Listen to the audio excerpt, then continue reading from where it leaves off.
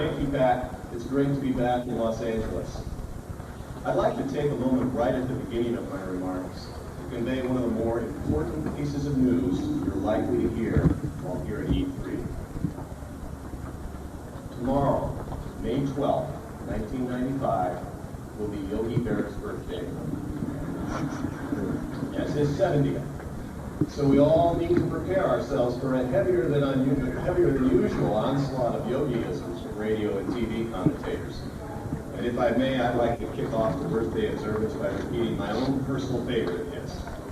When I come to a fork in the road, I take it.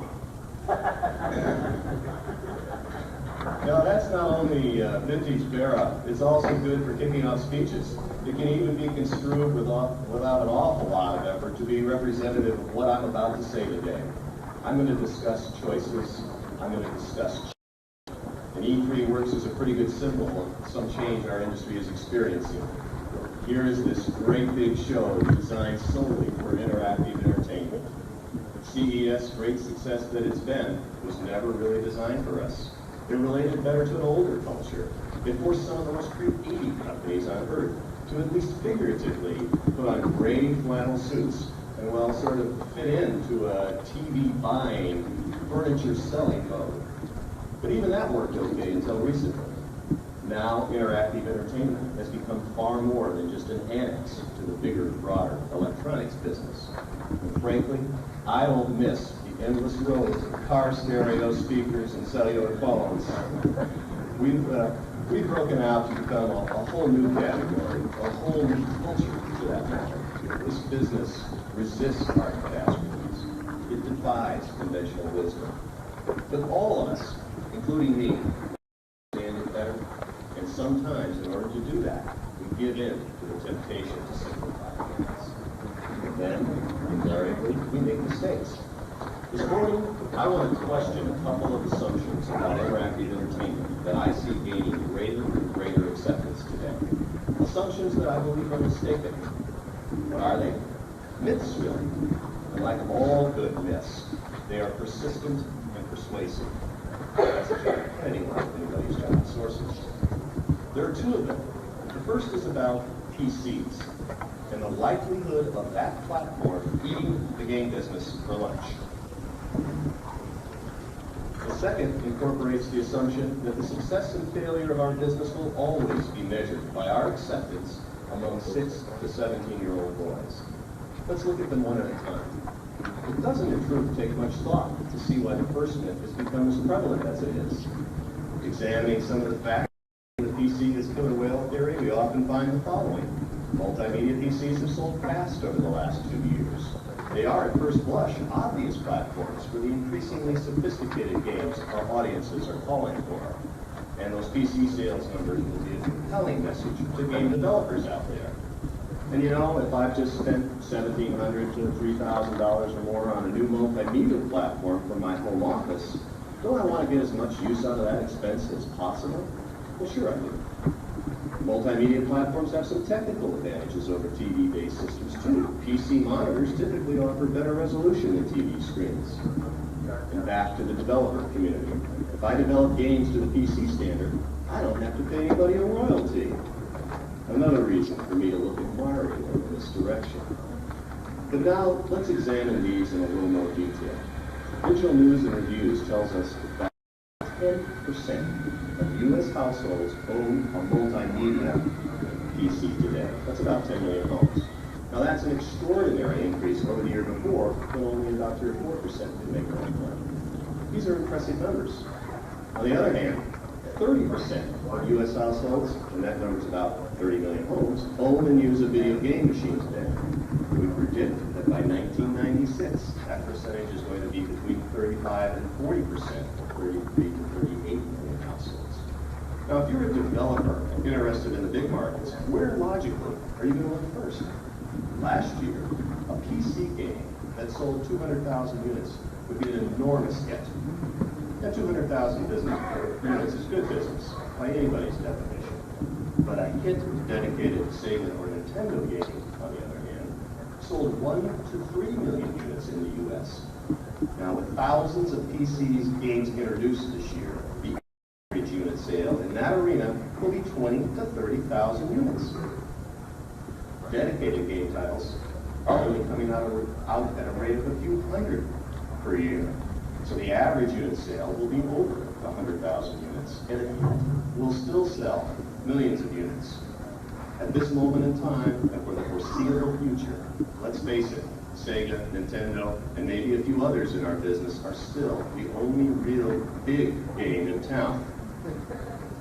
Now what about this business of, hey, I just bought an expensive computer, I want to get as much use out of it as possible. Let me get off the academic level here and get down to daily reality. If we're talking about a young adult who just bought a computer system, has no kids, and might want a little diversion on his work platform, I'll buy this argument all the way. He'll buy 3 or 4 PC CD-ROM games. But that's not a rule in America. That's an exception. It's far more likely that 3 to 42 years old, I bought my PC to work at home, to organize my domestic life, to try new educational software, maybe to join my friends and family on the internet, whatever. And yes, I have kids. And after resisting the pressure for months, I finally go out and buy a game for my 10-year-old boy. He's happy looking at the box, seeing the fun he's going to have. He can't wait to get started. It tells you about that even as you're peeling off the shrink wrap. You slide that baby into the slot, hit install, and you get one of several messages. All of which basically say, surely you did not think it was going to be this easy. Now we're talking time on telephone pole with the software company's 800 line, their customer service people. We're talking more trips to the computer store. You're upgrading DOS, for instance, because of that pesky insufficient memory signal. I mean, nobody told you that you needed 8 megabytes of available memory to run that game. Or you're reconfiguring the soundboard after you spend 2 hours looking for the documentation. And Macs aren't immune from all this either, trust me. So the story goes on in most houses for hours, and then finally the supreme moment arrives, the music pipes up, the animation begins, it's working. And then you realize, hey, I don't know if I want my 10-year-old playing anywhere near my home office and the business plan I just spent 2 or 3 months creating. So the next morning you make another trip to the computer store to buy a shell. That means every time you turn the computer on, he can only get to his game. But that means you need to take extra steps to get around his game. So why do we buy this thing anyway, you begin to ask yourself, to entertain young Brandon or to help my business? It's at this point, I believe, that the prospect of spending a few $100s on a dedicated machine that plugs and plays on a much bigger screen in a room far better equipped to handle your son and his friends starts to sound like a pretty good investment. I think people who dismiss the dedicated game platform have never gone through this. People who write about technology are, for the most part, pretty adept at technology. They judge computers, understandably, I think, like you might judge any high-performance technical machine. If it develops a quirk or two, that's the name of the high-tech game. But in our game, we know things don't work that way. If you're truly going to succeed in the consumer business, your product has to work perfectly, right out of the box, first time, every time. Now, is Windows 95 going to deliver the kind of idiot-proof operability that someone like me needs? I think over time the answer is probably yes. Certainly that's where it's aimed. But that's still a ways out there. And by then, the game business will be still further ahead in delivering the next generation entertainment experiences. Here's sort of a fact to consider. A PC that could marginally run some of the newer games talking about today will require a Pentium 120 megahertz PC chip with Windows 95, a 3D graphics accelerator, 16 megabits of RAM, and more video RAM. And that's not your average multimedia PC. This is power user stuff, hobbyist level stuff. And even if it were available today, it would retail for over $3,000, well over. Now, please don't get me wrong. Multimedia PC game sales are going to increase rapidly. It's going to be a great business to be in. And in the very near future, Sega will be getting into it. See, we're approaching the fork in the road, and we're taking it. But the truth is, PC games aren't going to kill game machines any more than VCRs kill the movie business. The myth I'm dealing with, let's not forget, is the kind of all-or-nothing assumption I see too much of. It will be PCs or it will be dedicated game machines. That's like asking, will it be sports cars or minivans? The answer is both do great things.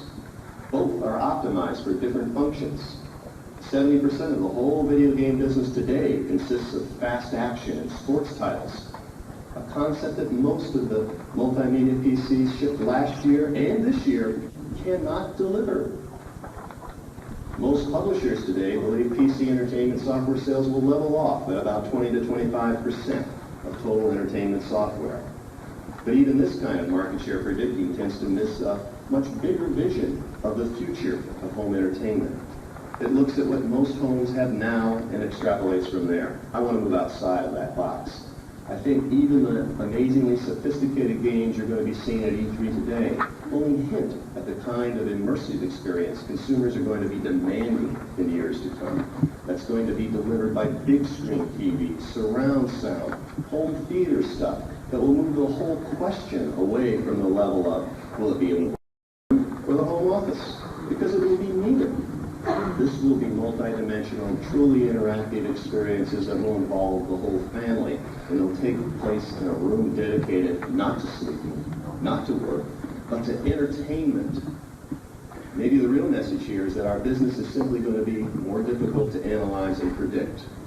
Remember, kids and adults alike are going to be more exposed to the fun and excitement of interactive games in the next few years than they've ever been before. They'll be seeing them on airplanes, in hotel rooms, and in their homes via the Sega Channel.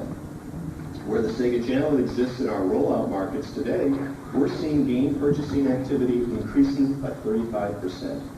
The Sega Channel is the first online example of electronic delivery of games in a mass market way.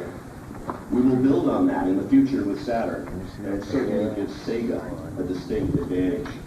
Am I suggesting a Sega game play every home by the year 2000, along with the chicken in every pot? Absolutely.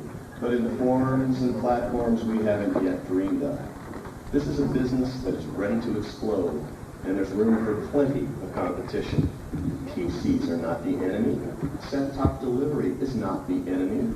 Not if you're the largest content provider of software, as Sega is. Now let's move on to the second myth, that your life and mine will forever depend on the whims and attitudes of the 6 to 17-year-old market. I hope some of what I just finished saying about greater consumer expectations will begin to put the lie to this idea, because this once hard and fast reliance on a singular age group and demographic is changing and changing fast. In 1992, the market was 61% dominated by 6 to 17-year-olds. In 94, the figure was 55%. Now our reliance, Sega's reliance on the age segment has dropped to industry average. In 92, 62% of our sales went to them. But in 94, the number had dropped to 51%. In other words, 49%, almost half, of our business is already with adults 18 or older. And that trend is going to continue. We're going to see a broader-based group of ages and demographics buying interactive entertainment, period. Most savvy industry analysts completely agree with this. So the game companies begin to ignore those 6 to 17-year-old boys, our original group of consumers? Do we begin turning down the heat on a former life support system? Let me use this platform to ease any concerns in that direction. Sega's answer is no. You'll hear lots of talk today and in the days ahead about next-generation systems. The appeal to older players from those games will be obvious, but we're not forgetting the group that put us where we are. We will still make the hot action titles. We're not forgetting there's an array of budgets out there, nor are we forgetting the aspirations of the young observers of this industry. We've long noted that when you skew your product line toward the young, there's little room for growth. So as we begin to skew our products forward and toward an older, more sophisticated consumer, we're giving kids room to realize their aspirations.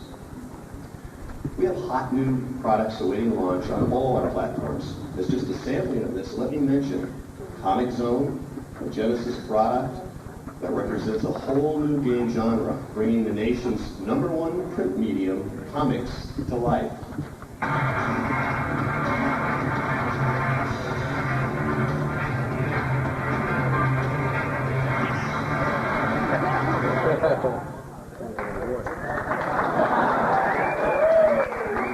Most popular TV and movie licensed characters to gaming.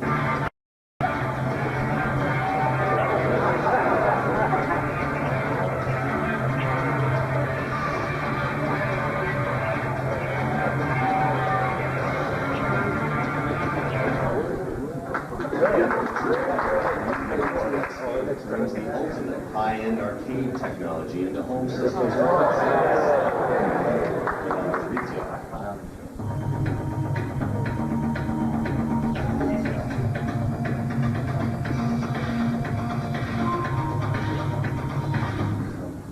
For Genesis, there will be 55 new titles this year, for 32X, 40 new titles, and for Game Gear, 35 new titles.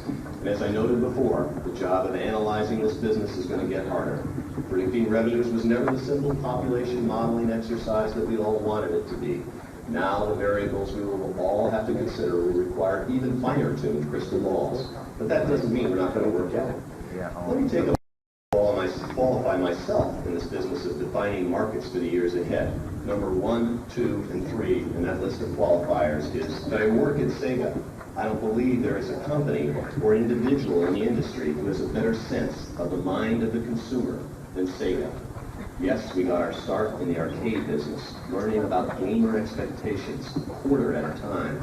We've had to provide arcade entertainment so interesting, so compelling, and so addictive that you put quarter after quarter in just to increase your score. And that means something. We are the largest creator and marketer of arcade and consumer interactive entertainment in the world. I noted that one of my best friends among the competition said in a recent article, our heritage claim was much overused. Trust me when I say this, if any other company could claim the heritage of 40-plus years of understanding the mind of the game player, it would. What it's yielded us is unqualified in the most important criterion for success in this business. We create interactive entertainment hits in and outside the home. No other company does this. There's a new consumer mind out there, older, more affluent. This is a group that has positively proven it can be drawn to gaming when gaming delivers the kind of immersive experiences they want. To those of you who pointed Myst as an example of the kind of CD game young adults want, I say that's right. And we'll do that kind better on our CD-ROM game platforms. Only our games will be faster, more sensually overwhelming, far more social and interactive. So what matters to this new consumer mind? It all boils down to this. People want a great immersive experience that helps them relax, escape, compete, win, and most importantly, have fun. No matter what kind of tech talk you hear in the next few days, and we'll certainly be contributing to that, the game is what counts, not what makes it great. In early movie days, it was technology. The first to deliver sound, the first to deliver color. So too with games, the first to deliver great speed, the first to deliver realistic sound and color. Now we believe our Genesis 32X and Sega Saturn technologies are better than their respective competitors. But we realize it's the software the consumer cares about. We're at the point where the experience of the game, the story inside the game, is what matters. Suspension of disbelief. It's always been the fundamental component of diversion, whether that diversion was books, theaters, or movies. Advances in gaming mean we will come to supply that component more effectively than any other medium. The interactive entertainment business is going to allow the Walter Mitty and all of us to finally realize our dreams. We're going to become great hockey players, race car drivers, football players, mediators for that matter. We're going to move into new worlds that were formerly only available to us in our dreams. Now this suggests some obvious changes in the games of the future. Side-scrolling games, for all the fun and success they've brought us, will ultimately give way to newer, more complex genres. Now please note this, I said ultimately give way. A long time from now. We expect to sell millions of Sonic and other great side-scrolling games over the next 2 or 3 years. So am I talking about a revolution here? Not really. But I am absolutely saying it's time for the press and the analysts to take off their cautionary hats for a change, to move the meter a tick or so to the right, to see that this is an industry that merely paused to take a breath before resuming its stunning growth pattern. This is a $5 billion industry that was $1 billion 8 years ago. And it's going to grow, my numbers, 9 or 10 billion by the year 2000, whereas the link is 11 billion. Okay, up to this point, a lot of what I've said has been pretty qualitative in nature.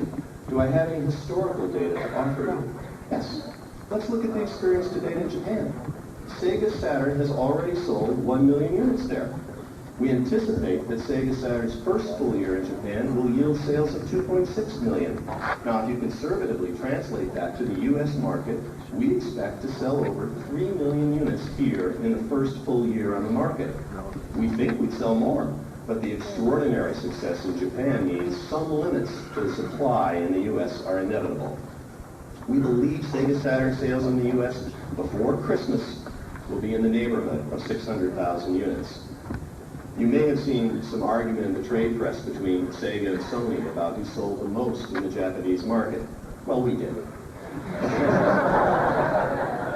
But the import of the sales figures go way beyond just who sold more in one key Asian market. Together, the sales are fantastic. They mean a broader market than we've ever experienced before. They mean we get to that $9 or $10 billion number I referred to earlier. So how can Sega and others in our industry make this rosy picture come true?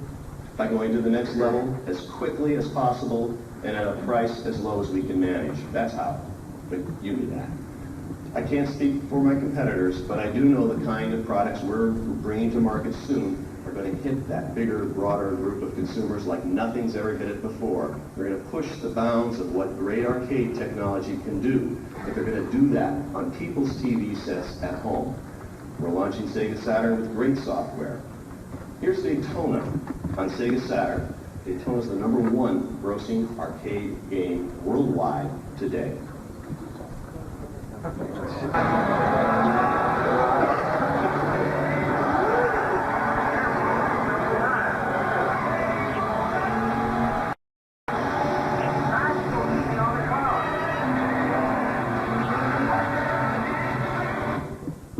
Our audiences say they want 360-degree immersion, great production values, super 3D visuals and stereo sound. Games like Panzer Dragoon will more than satisfy them.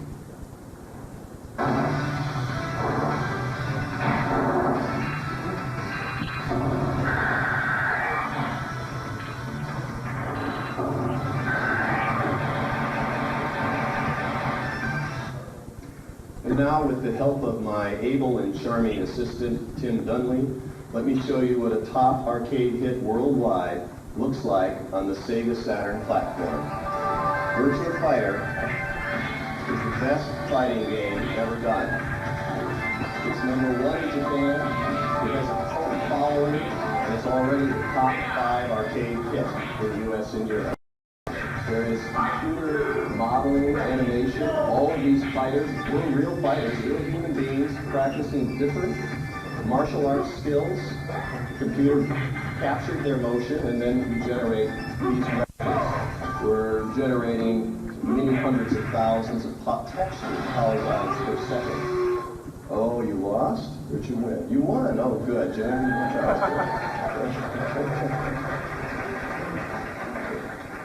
And that product on Saturn looks as good as it does in the arcade. And here's a quick look at some of the other Sega Saturn games consumers will be choosing from at our launch.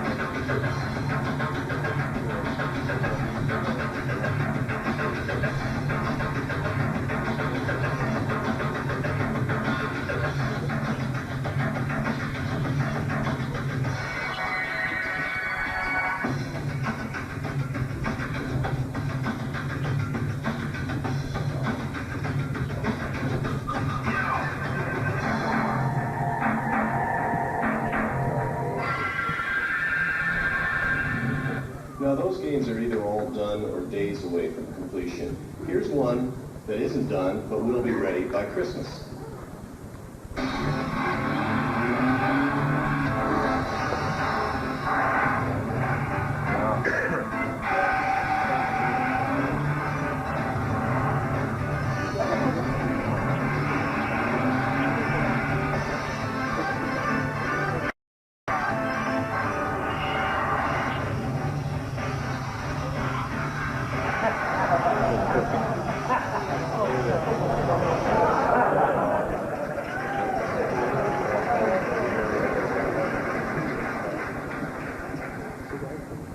As Yogi also said, you can see a lot just by looking.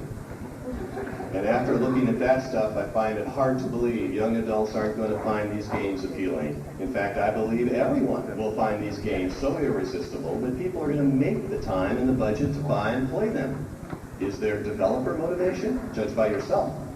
More than 100 third parties are now developing Sega Saturn software for 1995, and we anticipate a full library of 80 outstanding third-party titles on retail shelves by Christmas of this year. I think the bottom line, perhaps the understandable bottom line behind any media and analyst comments regarding market saturation, is simply blown away by this kind of product. And I'm not completely naive. I'm sure my competitors, well, due time, will be showing similarly outrageous, similarly engaging experiences that are going to be appearing on your TVs. The kind of technology under the hood of every Sega Saturn will deliver the leapfrog forward our new consumers demand. Sega Saturns employ an orchestra of engines for that leapfrog result. No less than 3 Hitachi 32-bit RISC processors are used for the main power. 2 video display processors generate character and gameplay images and background graphics.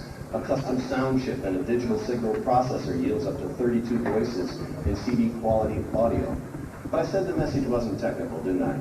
The fact is, parallel multiple processing, such as we employ on Sega Saturn, makes bit counting an obsolete exercise. If you want to play that game, we could say Sega Saturn's a 128-bit system, but I won't do that, I promise, because gameplay of graphics, speed, control, sound, and game design, all yielding magic, not bits.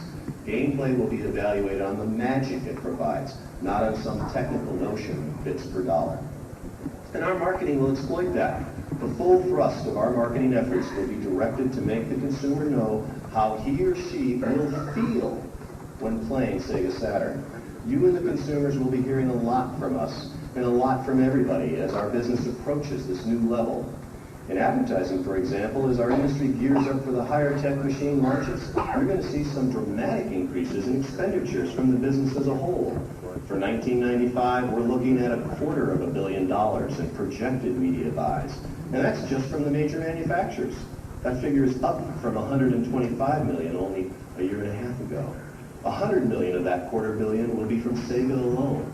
And believe me, we don't spend $100 million unless we're confident of success.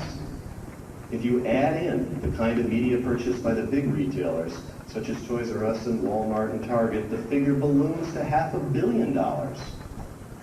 A keynote speech is no place for a point-by-point explanation of our marketing plan, but I hope you'll forgive at least some details about one of the more obvious components of the plan, our advertising.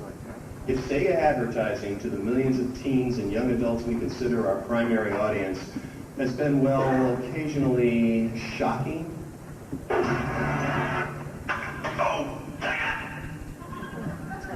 it has also been honest and genuinely funny and communicated enough sense of product so that those TV sophisticates, the cynical 14 to 25-year-old, knew we weren't just preaching to them. Well, advertising to an older crowd isn't going to be any easier. In fact, I cannot imagine a product category with a closer connection between successful advertising and product successes. But we're not backing away from the challenge. On the contrary, I think we move even closer to the edge. We might even be establishing new edges. This is not going to be simulation of gameplay so much as depiction of how the game player will feel when engaged with Sega Saturn. Our vision is to replicate the sensory overload this kind of gameplay will induce. The advertising objective? To create such a desire for the games that they will literally sell themselves.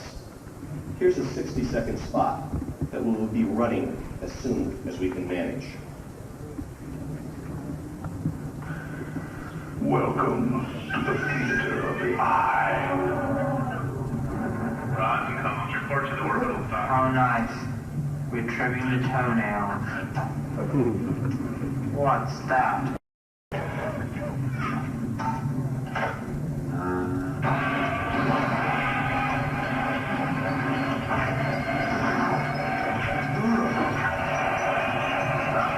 This is the brain. What's going on down there? Here's what's going on! Go get it!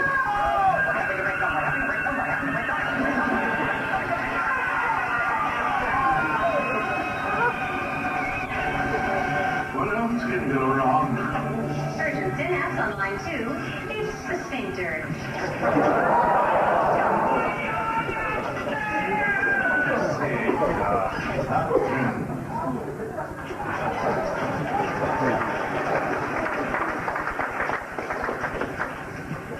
I guarantee you, every 22-year-old in North America knows what a sphincter is and why a game makes it react, even if the rest of us have to think.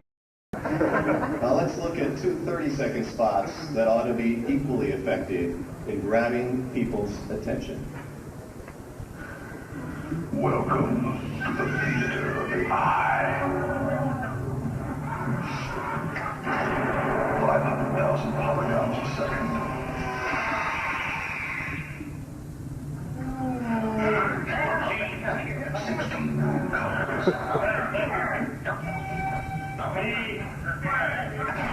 With some havoc in your head.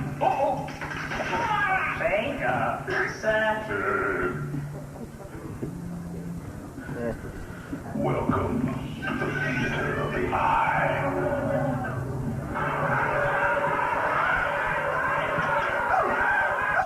Wheels force. Keep it down a little. You fast. I am gonna need some help.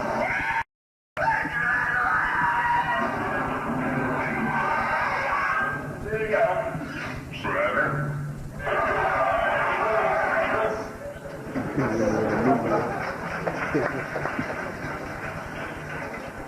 So get your rods and cones ready. Our advertising is very different. We're communicating how the body, the eyes, the ears, the nerves, and yes, the sphincter react to this new immersive experience. I think when Yogi said fork in the road, he meant opportunity. When he sees opportunity, he takes it. So do we. We're taking all the opportunities we can to make this business soar. And since I began my remarks with an announcement, I may as well finish with another. We started our rollout of Sega Saturn yesterday. We're at retail today in 1,800 Toys R Us, software, etc., and electronic boutique stores around the U.S. and Canada. Our retail price is between $399 and $449. We have 10 software titles at retail in the next few days, 20 by August. Our total rollout will take the summer to complete, but we're starting today in store and starting today on primetime TV with these commercials. Sega Saturn is not only here now, it's out there. Thanks. It's been an honor.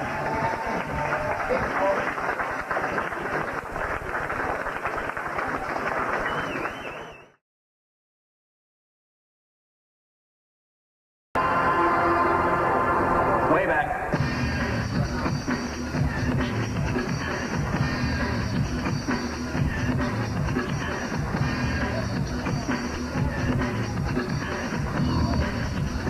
Start with a tape recorder. The world's first successful transistor radio. The combination that started it all.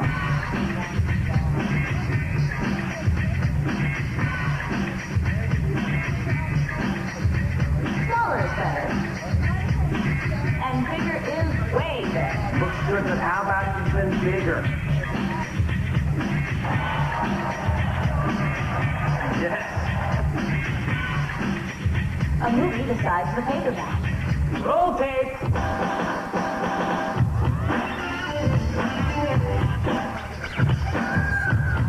Over 100 million walk. Shouldn't that be walking?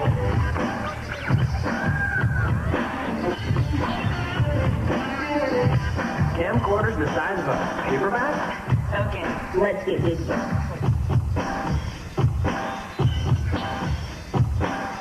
What's a record?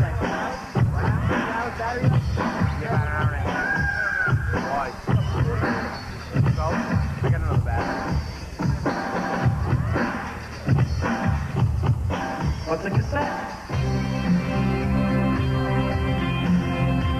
Now this dish redefines the word menu.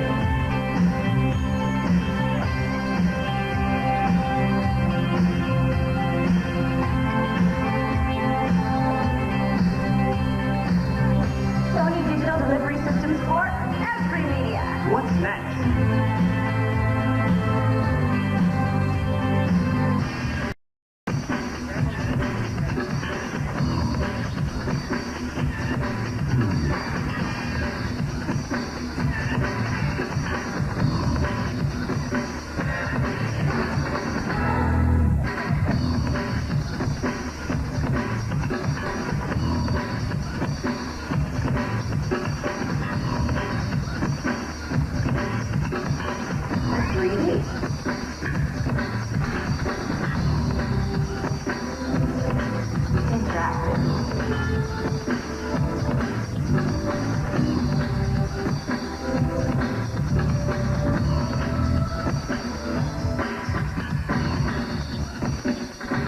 Interactive in 3D. Big deals that don't have to be big. Be big. Sony, the total entertainment company, is now into the game.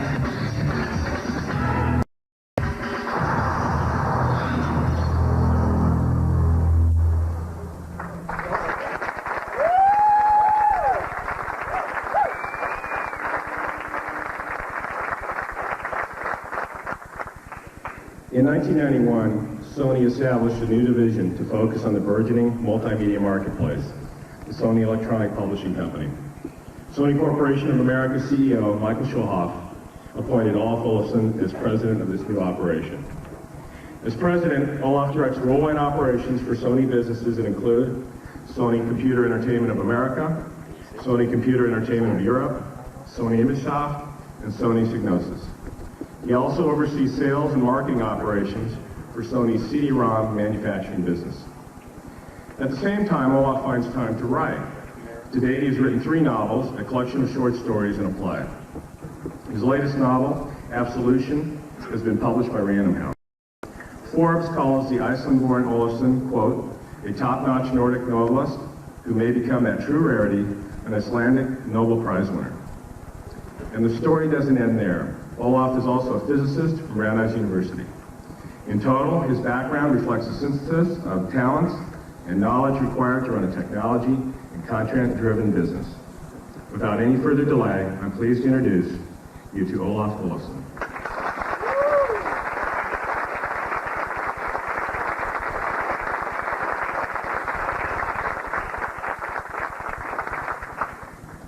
Good morning. Thank you very much. You can tell from the video that I don't represent a conventional video game company. This morning I hope to show you why that may be the best news our industry could possibly receive. I'm going to start by discussing this industry that Sony is about to enter, the interactive entertainment platform business. But first let me note that I'm pleased I'm not welcoming all of you to Philadelphia. By that I mean that it's obvious to us all that we are not in a tent. Instead, for the first time, we're indoors at our own trade show. Industry momentum, accelerating to the tune of $5 billion in annual sales, has moved us from the CES parking lot. And it's no coincidence that Sony's PlayStation introduction coincides with this development. There is significant activity underway in the marketplace, and now is the time for a definitive technology. 5 billion in sales is an impressive achievement. But as we move forward, we need to look carefully at where we're headed as an industry. As an industry, we need to ask the questions I'll attempt to answer today. How can we expand our audience and in turn our business? How can we move beyond the current dip in the hardware cycle at 16-bit and reach our 6, 7, 8, or even $10 billion potential?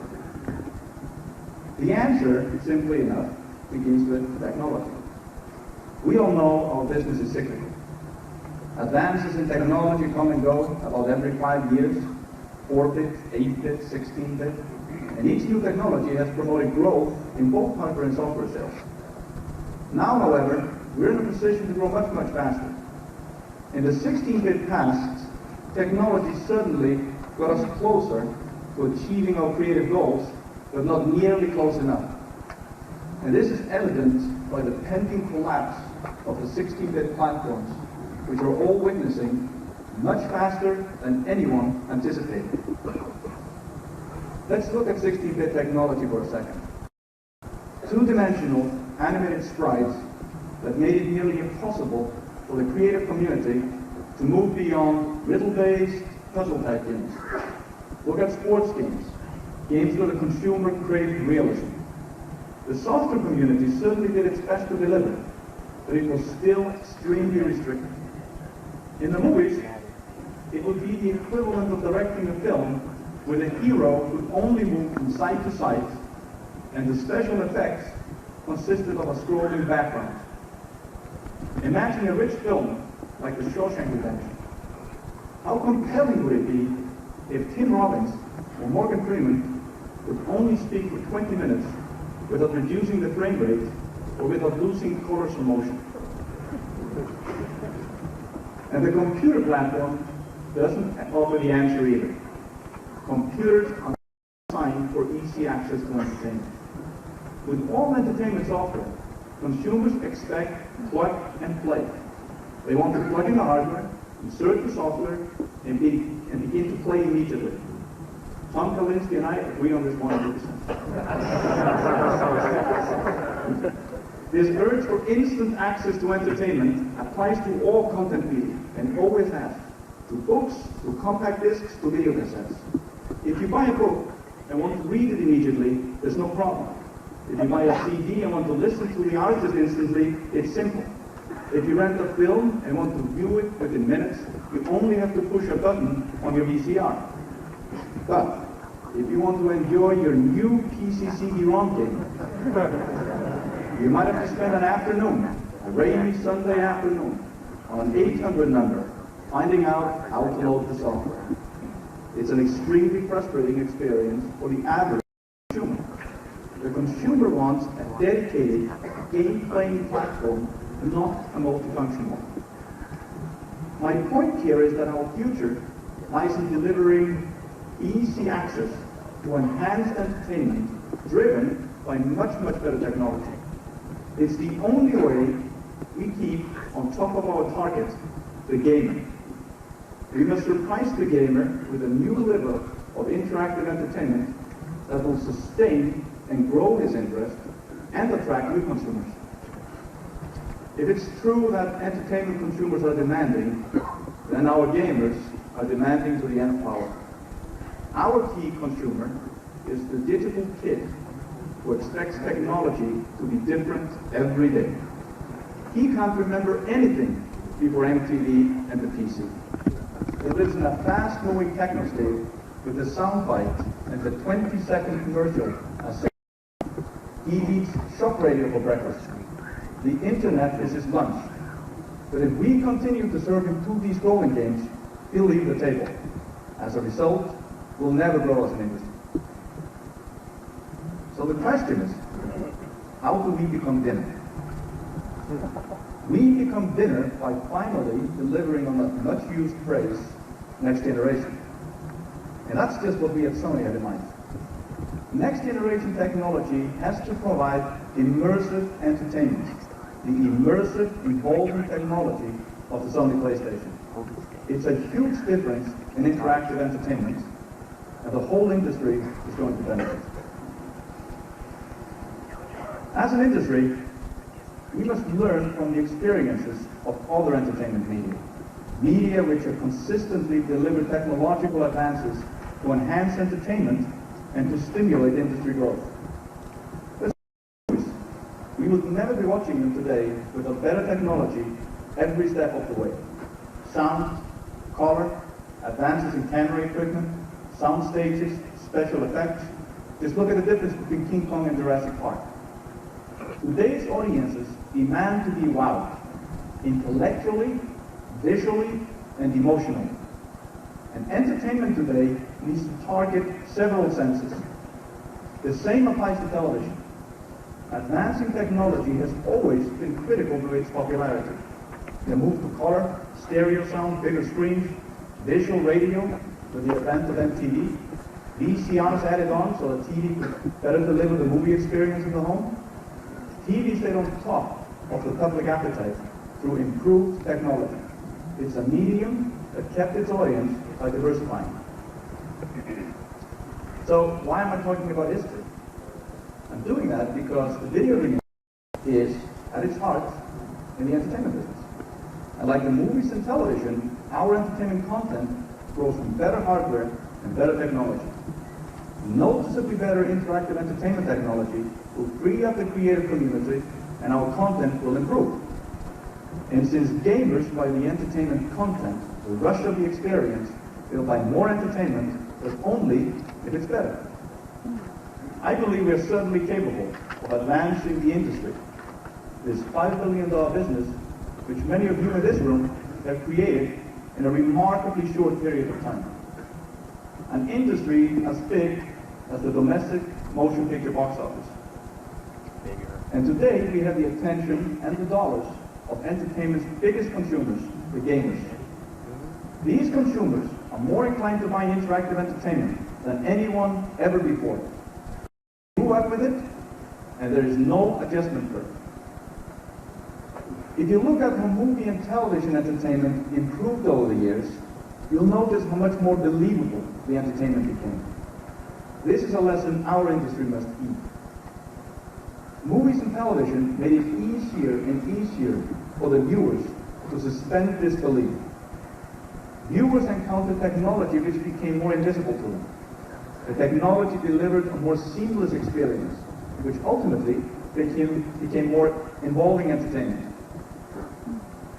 Pre-next-generation game technology still makes it impossible for the gamer to suspend disbelief.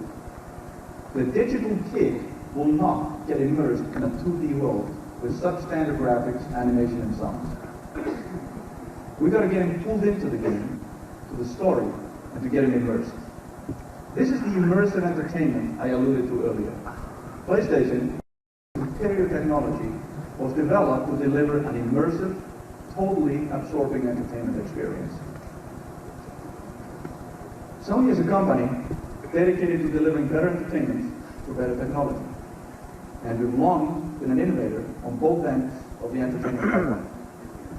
We invented the transistor radio, portable music with the Walkman, the camcorder, the VCR, and the beginnings of the digital era with the compact disc. Everything we do is entertainment. From all sectors of consumer electronics, to motion picture studios, music labels, TV series, home video, movie theaters. And all of this heritage has been invested in the PlayStation. The technology and entertainment will deliver with the PlayStation a mainstay and not ancillary to any other businesses. Sony's commitment to the future of interactive entertainment, where hardware and software come together. Sony's belief in a full partnership between hardware and entertainment is reflected in Sony Computer Entertainment, the first Sony company to house hardware and software under one roof. This translates into a flow of resources between PlayStation technology and PlayStation entertainment, and it also translates into a cooperative flow of resources between Sony Computer Entertainment and Sony, the global entertainment company. The PlayStation represents a tremendously significant product launch for Sony, and we are completely dedicated to its success. From research and development, to manufacturing, marketing, distribution. Start with product design by one of Sony's brightest technologists, Mr. Ken Kutaragi, with the benefit of Sony's 20 years digital heritage. Take up with distribution by Sony's global distribution network. Continue with more than 350 roles by Sony employees dedicated to software. Conclude with the allocation of marketing resources on a Sony scale for the PlayStation. What do you get? Well, let's take a quick look.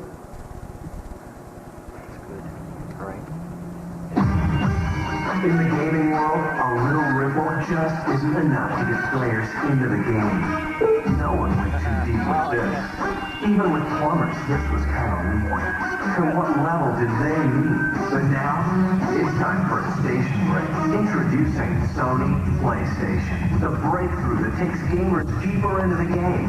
It's totally immersive entertainment, and it forever changes the rules of the game, putting players in command of the most powerful game console ever. With multiple custom Sony processors, it's the rush of power, man!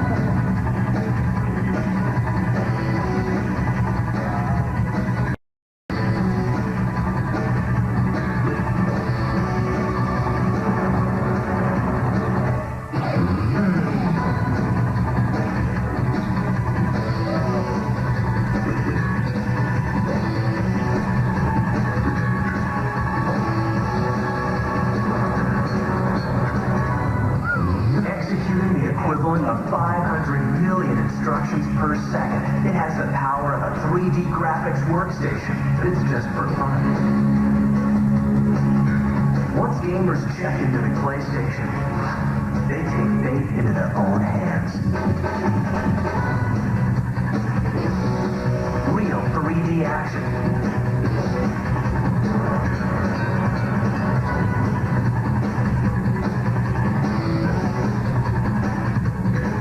Multiple views, incredibly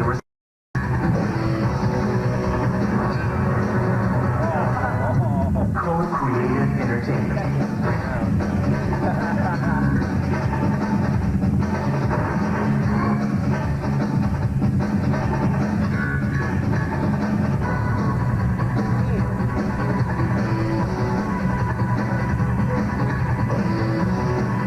From the world's best game developers. First-person gaming from the company that's always first in entertainment technology, Sony PlayStation. Into the game.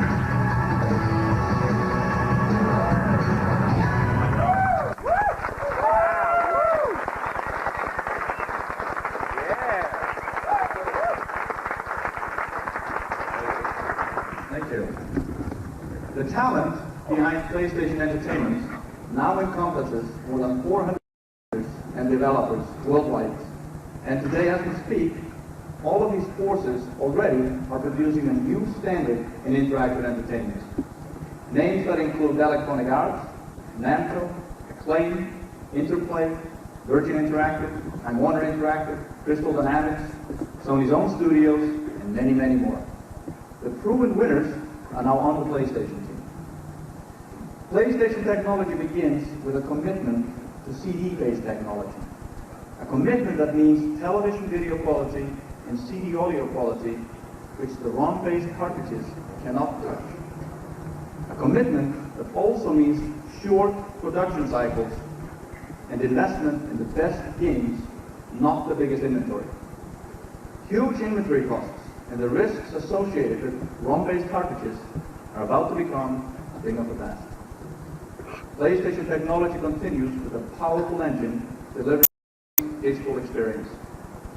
Multiple processors that carry the power of 500 million instructions per second, the same power found in high-end workstations.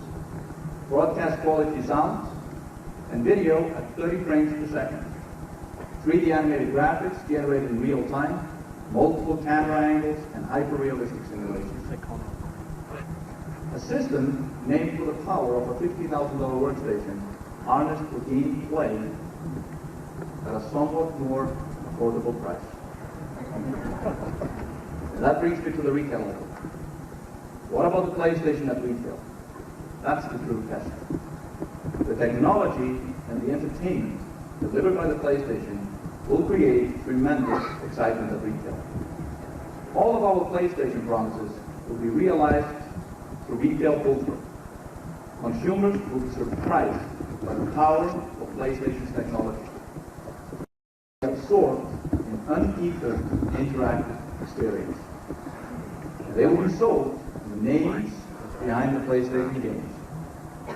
If events in Japan are any indication, consumers are going to vote with their dollars for the PlayStation. In Japan, under the leadership of Mr. Terry Tokunaga, Sony Computer Entertainment sold close to 1 million units of hardware and 4 million games since the launch in December. Now let me get to the best news of all, aggressive pricing that brings this only true next generation system into the home. Some of you might actually want to know what that price is. Since it's a beautiful day here in Los Angeles, I'm going to ask Sony Computer Entertainment President of America, Steve Race, to join me for a brief presentation.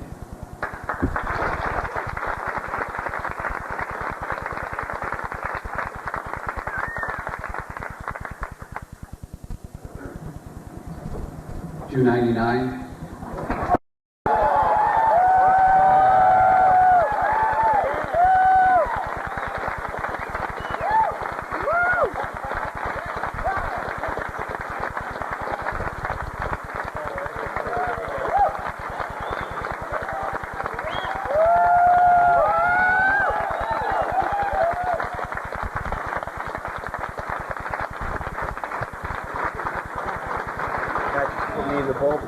This should put to rest these rumors about Steve being long-winded.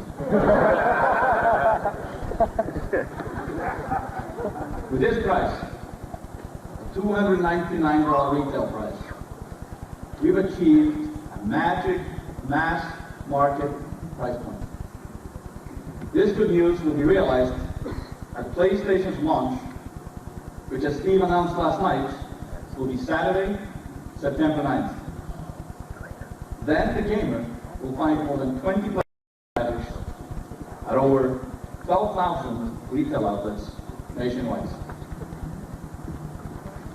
I hope that I've painted a compelling picture of the future of our industry, that it will not only maintain its current market, but grow that market to the benefit of us all. The total entertainment pie is substantial, and as an industry, we are now in a position to enjoy a bigger slice than ever before. We at Sony believe that improved technology will light the path to a renaissance for this industry. And in partnership with the creative community and the retail community, we look forward to a bright future, empowered by technology, but continuously renewed by creativity. I hope you'll enjoy this first truly dedicated interactive entertainment show. Before I leave the podium, I'm going to ask you to sit back for a few seconds and watch a short video, and I thank you for the time you took to listen.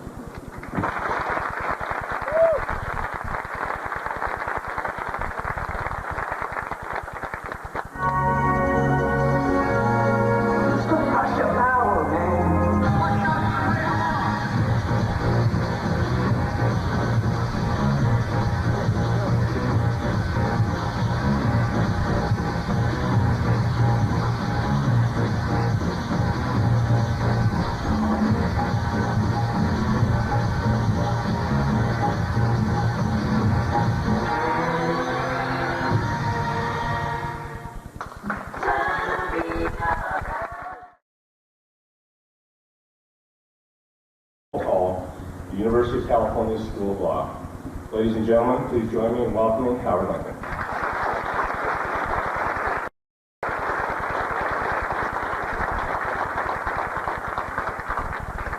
Thank you, Pat, and good morning, everyone. Well, this certainly is a week of great excitement and celebration for the interactive entertainment industry, and that's especially true for those of us who have been involved in this business now for over a decade. For one thing, this show focused on our specific form of fun serves, I think, to validate interactive entertainment as a permanent form of consumer recreation. The days when this business could be dismissed as just a passing fad are fortunately long gone. And the future of this business would appear to be very bright indeed. But like any relatively new and growing industry, we do face some challenges. That's what I'd like to talk about this morning. Incidentally, last week the Wall Street Journal said that some people in this industry think that I'm either a visionary or an idiot. I'm not really sure who these people are or which side of the fence they're on, but just to avoid any confusion, I decided this morning to wear my visionary hat. I suspect that there may be some in the audience who think that the challenges that our industry faces are distinctly Nintendo's. After all, isn't Nintendo the company that is still pouring significant resources and creativity into 16-bit video games, when the industry seems intent on moving onward? Well, yes, we are, and we intend to keep doing it. We have no plans to abandon this huge installed base as long as we can continue to make entertaining games. And isn't Nintendo the company launching Virtual Boy, an entirely new type of video game? One where the interface is a pair of goggles instead of a TV screen where the graphics are truly 3D, but still monochromatic.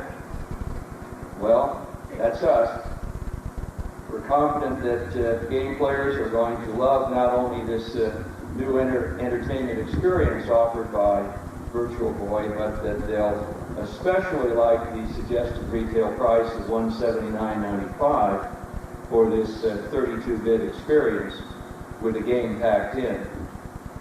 But no question about it, Nintendo has its own challenges, and I'm very confident that we will meet them. But the challenges that I'd like to talk about this morning are really not unique to Nintendo. They happen to be challenges that impact every interactive entertainment company.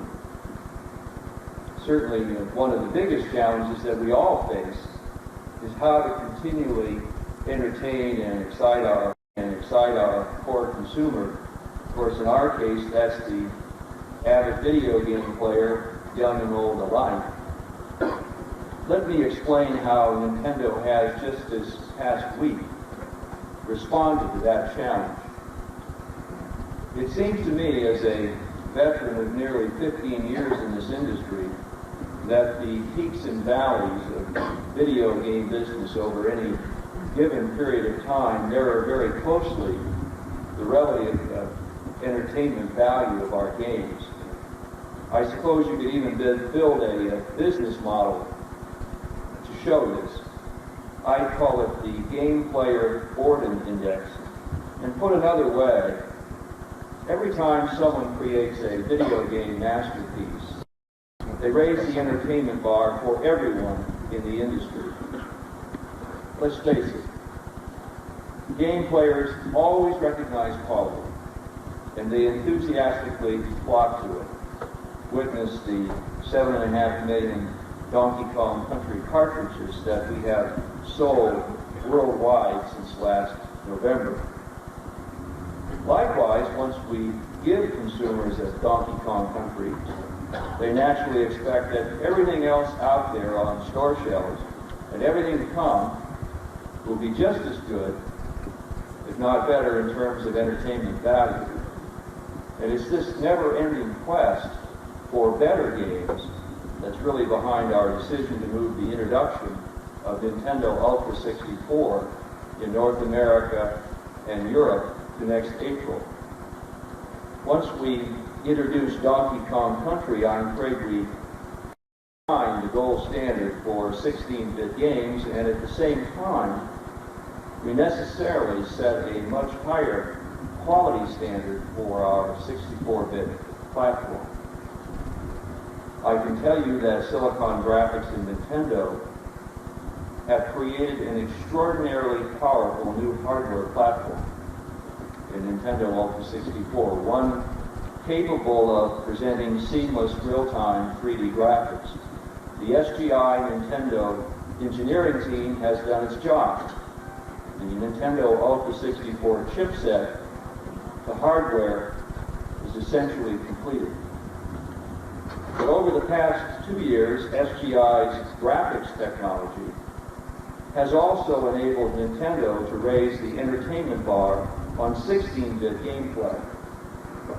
Our new Killer Instinct and Donkey Kong Country 2 games for the Super NES, which are debuting here at E3, and which will reach game players later this summer and fall, simply raise that quality bar even higher, beyond Donkey Kong Country, and certainly in my mind, to a level equal to any of the 32-bit software being exhibited here at E3. What this means is that the quality of video games now under development for Nintendo Ultra 64 simply must be better, much better, not just a little bit, but a lot.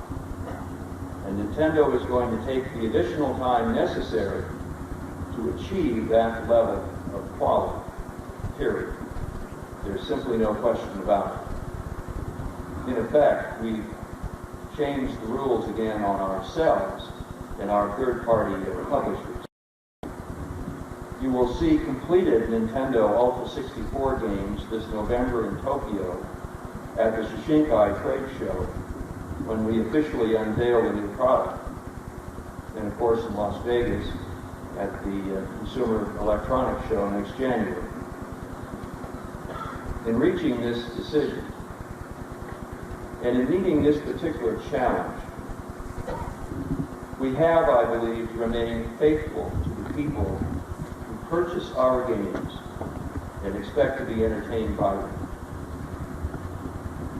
But every company must wrestle with these questions of quality and timing. And my purpose here this morning is to move beyond those kind of internal decisions to what I consider a far more dangerous challenge that confronts all of us in the interactive entertainment business. One which applies not only to Nintendo, but to Nintendo, Sega, and Sony, and indeed to all entertainment software publishers, regardless of hardware platform. And the challenge that I want to address this morning affects every person whose livelihood is dependent upon the creation, manufacturing, marketing, and distribution of interactive entertainment. And as I introduce this challenge, I must admit that at first glance it appears rather benign. This innocent-looking thing is known as the video game copier, a machine to make counterfeit software. And the one displayed here is marketed under the name Super Wildcard. And that name is certainly appropriate because into the future of interactive entertainment, that's precisely what it represents. The Super Wildcard and products like it immediately expand the already daunting problem for software counterfeiting into the borderless reaches of cyberspace. And there, the prospects for protecting our businesses, for protecting our employees, for protecting the products of our imagination are downright chilling. But before we move into that future, let me start by talking about what exists today. Over the last few months, we've all been bombarded with numbers that try to put the counterfeiting story into context. For example, the Business Software Alliance recently estimated the worldwide loss of business software at over $15 billion per year. Counterfeiters are now putting a dozen albums worth of popular music on a single audio CD, selling it for a couple of dollars. We know that bootleg copies of Disney's Lion King video were widely available throughout Asia, long before the legitimate product hit the store shelves here in this country. But I want to concentrate solely on the impact of counterfeiting to our interactive entertainment industry. We conservatively estimate that the loss to counterfeit entertainment software, whether for play on home video game systems or personal computers, is at least $5 billion per year. Let me focus a little more narrowly. In the last fully reported fiscal year, Nintendo realized $4.7 billion, all attributable to sales of home video game products. And our nearest competitor, Sega, had revenues of $3.4 billion, of which $2.9 billion were directly attributable to home video game sales. Now, I think it's fair to say that along with a number of independent third-party publishers, Nintendo and Sega pretty much define the current video game industry. But this assessment ignores a third major player, the counterfeiter. Worldwide revenue losses to Nintendo and its third-party publishers last year alone from all pirated activity came to approximately $2.5 billion, and I suspect that Sega had comparable losses. So while it's common to look at worldwide market shares like this, Nintendo and Sega products are high, in fact, there is a much more accurate way to represent the current state of affairs. In the real world, there is a third major player, the counterfeiter. And his piece of the action is the most profitable, because he sells products of Nintendo and Sega and others without bearing a nickel of our development, distribution, and marketing costs. There's always a temptation, I think, to ignore the danger of counterfeiting, to consider it just a cost of doing business, and to write off anti-piracy programs as a legal expense, something for our lawyers to focus on. Indeed, why am I even up here today talking about this problem when I could probably wax eloquent about the social benefits of playing video games or buying Nintendo products? Well, I'm here today because I happen to think that it's absolutely essential that we talk about this problem. This is something that requires heightened awareness on the part of all of us to play a role in what we hope will continue to be a growing business. And if we ignore this problem or fail to keep it in proper perspective, we do so at an ever-increasing risk. Because, ladies and gentlemen, the bad guys happen to be getting much better at their work. Make no mistake about it. Let me show you what I mean. At the left is a copy of the legitimate Nintendo cartridge for one of Acclaim's mega hits, Mortal Kombat 2. And at the right is an all but identical counterfeit version. In many cases, the games play equally well on the cartridge. In fact, what first alerted us to counterfeit versions of Donkey Kong Country, here shown on the right, were complaints from game players in some parts of the world that they couldn't save their progress when they turned the game off. The counterfeiters, to further increase their profit margins, had simply eliminated our battery backup. The impact of this counterfeiting problem is overwhelming, and it shows every sign of getting worse, much, much worse. We estimate the potential size of the worldwide market for legitimate interactive entertainment products at something between 2 and 3 times current levels. Now think about that for just a minute. We're not just talking here about a challenge to the interactive entertainment business, we're also looking at a tremendous opportunity for this industry. Just imagine what it would be like if we could market legitimate entertainment software in places like China, Southeast Asia, India, the Middle East, Russia, and Eastern Europe, free of counterfeiters who are now polluting and destroying these potential markets. Consider this. The Software Publishers Association recently compiled a list of nations with the most egregious counterfeit markets. Here are the 4 worst offenders. Of all of the software currently in existence in India, 87% is counterfeit. Thailand, the percentage exceeds 90%. Former Soviet Union, 95%. And in the People's Republic of China, virtually every software program in a nation of over 1 billion people was stolen from its rightful owner. In fact, in China, counterfeiting has actually become a growth industry. Combined, these 4 nations that I've just listed are home to more than 2.3 billion human beings, or 44% of the world's population. And many of the people in these countries are now, or will soon be able to afford our entertainment products. So if you believe that the interactive entertainment industry is healthy now, think what it could be like if it existed as well inside of the borders of just these 4 additional nations. And that, it seems to me, should be our goal, to expand our legitimate business into these new markets. But the impact of counterfeiting is more than just the corporate bottom line. Right now, the clear majority of all software is created right here in the United States.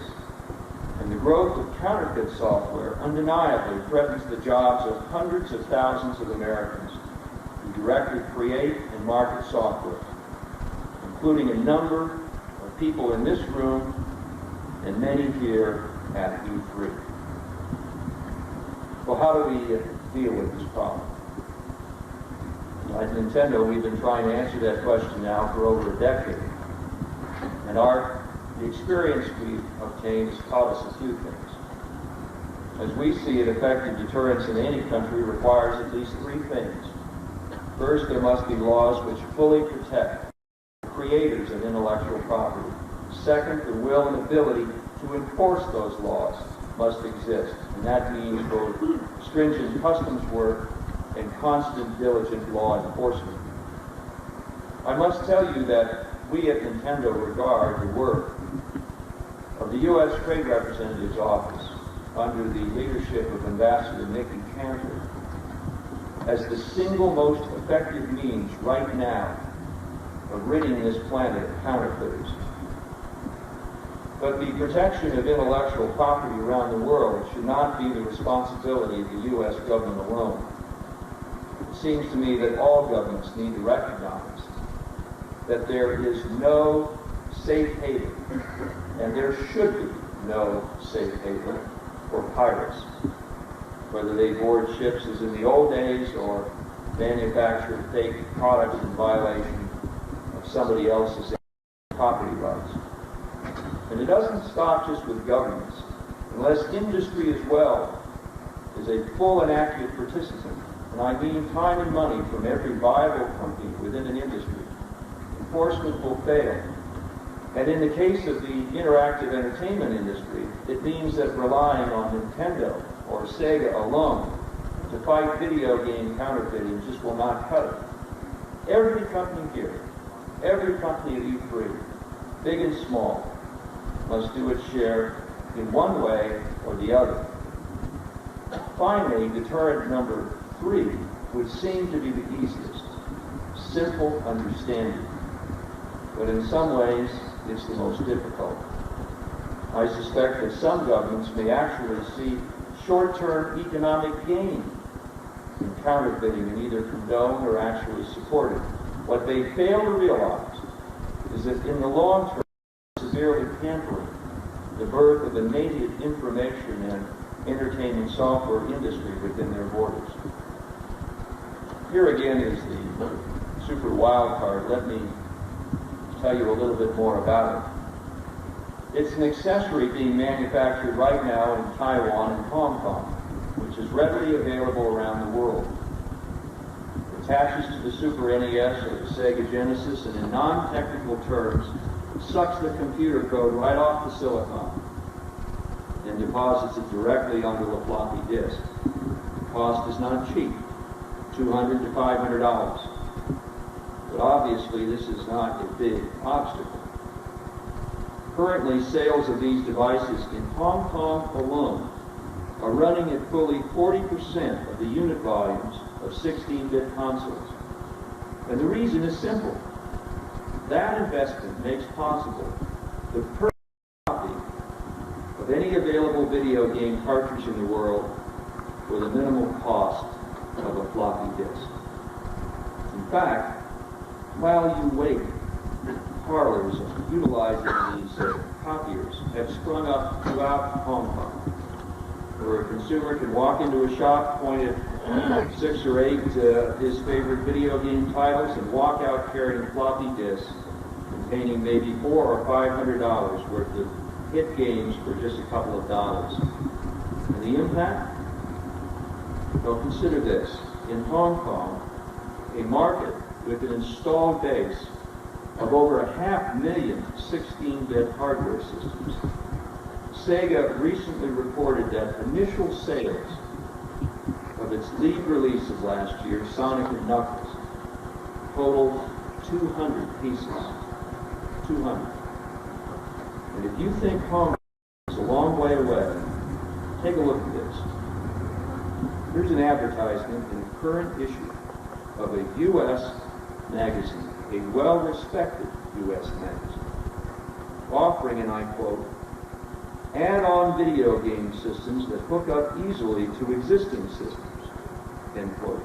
The payoff, according to this ad, parents and players rejoice. Pay 60 cents a game, not $60. Rejoice indeed. What this device represents is the explosion of video game counterfeiting into the limitless, borderless, and all but lawless reaches of cyberspace. And in that sense, we in the video game business now face all of the dangers which have confronted PC software developers for some time. Like it or not, our software is posted on network bulletin boards as soon as it comes to market.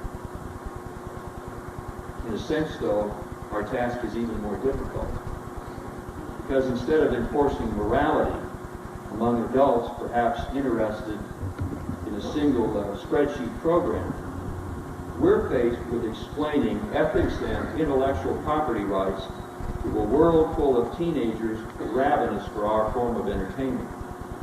Make no mistake about it, cyberspace is different. This is a world where every user is a potential illegal distributor, and that distributor is extremely difficult to detect or even identify.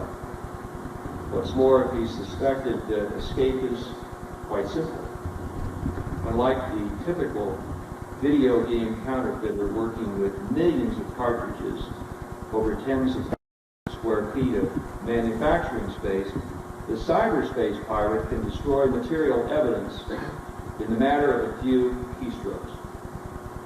For those who believe that cyberspace holds the greatest promise for individual writers, artists, or even business people, let me suggest that in the near term, those who may benefit most are the lawyers and the crooks. And as a lawyer by training, yes, I do distinguish between the two. What is yet to be balanced in cyberspace is the right to freedom of speech on the one hand and the right to privacy on the other. And it's here in this matter of understanding that the greatest challenge lies. Because unfortunately for many on the internet, it would appear that the right of privacy is interpreted differently depending upon whose privacy is being. On the part of the individual, privacy is seen as an absolute right. But to some, corporate privacy in the form of protected intellectual property doesn't seem to exist at all. In the words of the presidential group exploring the information infrastructure, quote, there seems to be an attitude by some on the internet that you check your copyrights at the door when you enter that domain. Mary Beth Peters, the registrar of copyrights, recently called the internet the biggest copying machine in the world.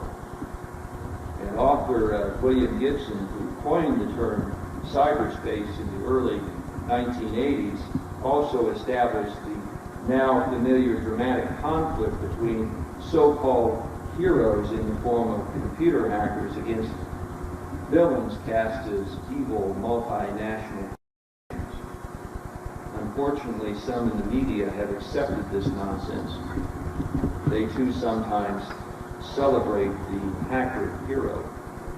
And this in turn is acted to help authenticate the absurd rationalization, and I quote, information wants to be free.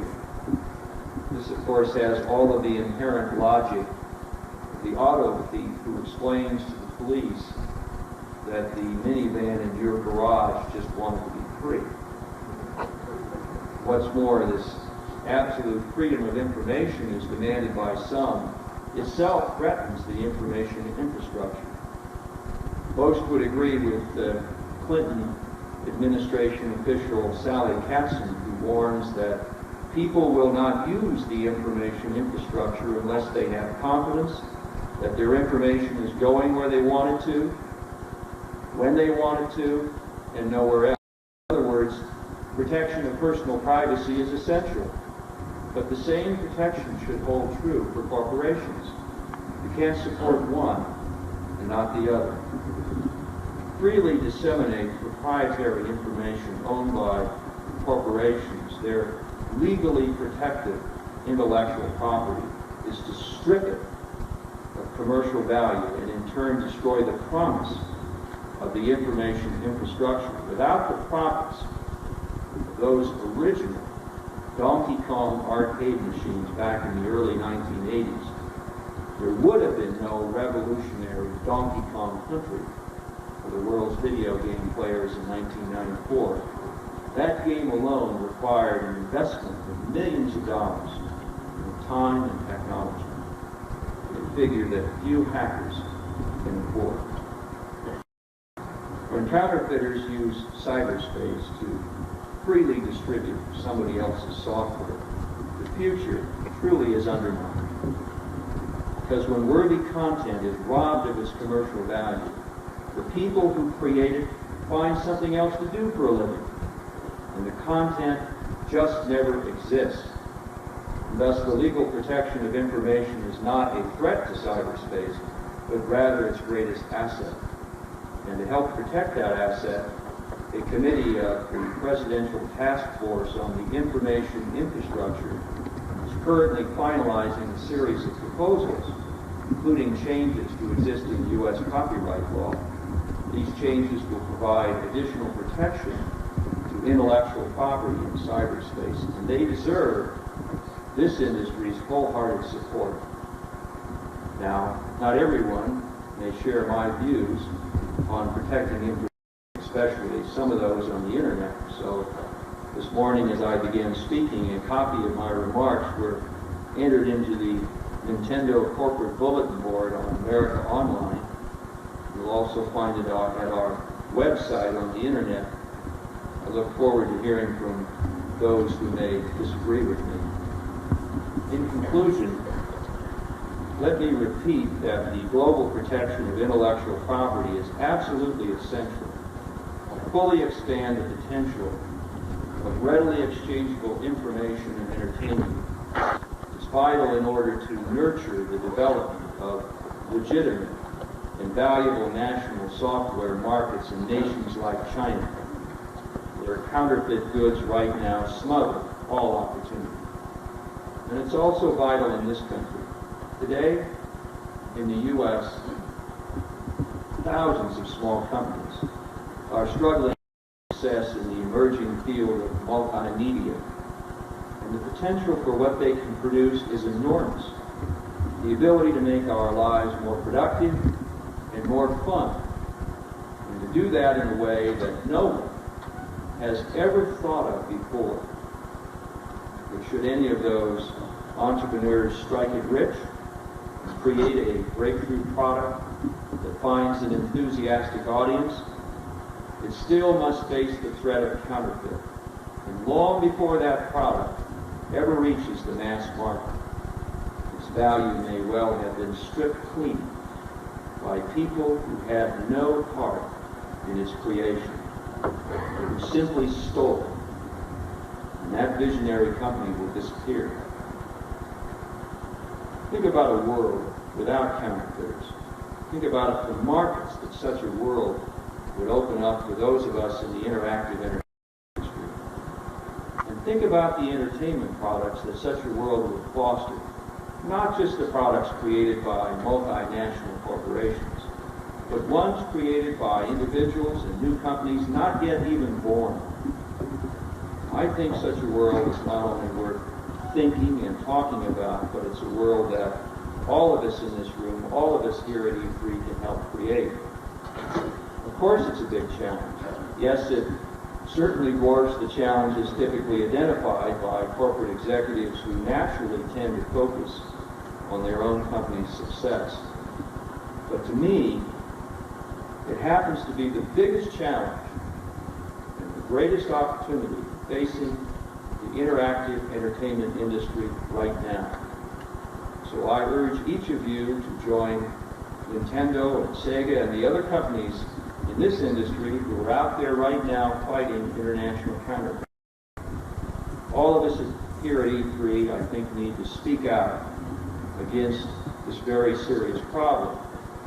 We need to educate everyone who is entertained by our products about the need for protection of intellectual property. And if we do this, we're going to eventually win this counterfeiting battle, not only for our employees and for our shareholders, but for the sake of every person around the world who enjoys interactive entertainment. Thank you very much.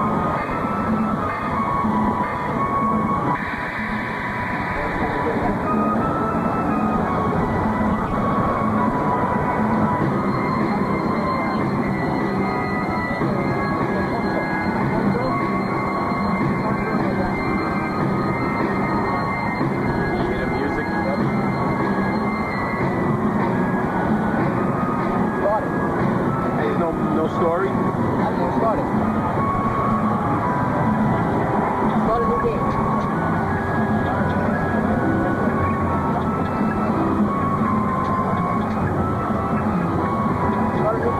trying, it won't let you. Oh, wait.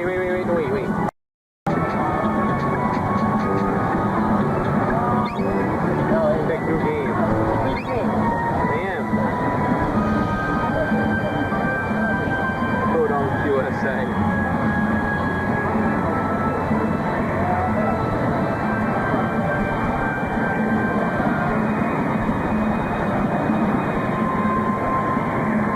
We didn't get this before. It wasn't here last night. It wasn't here, baby. This was. Not the intro, no, it wasn't. I know, that's what I'm saying.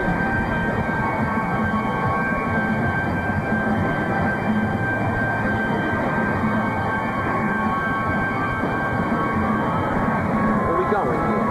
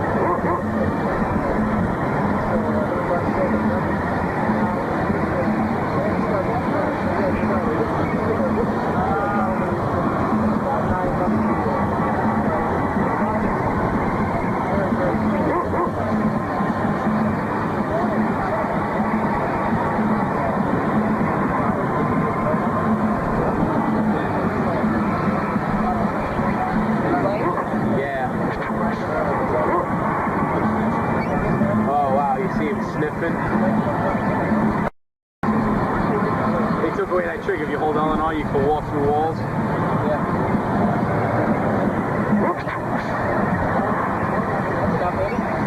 Yeah, you could stop. I just want to see if I can make it to the boss.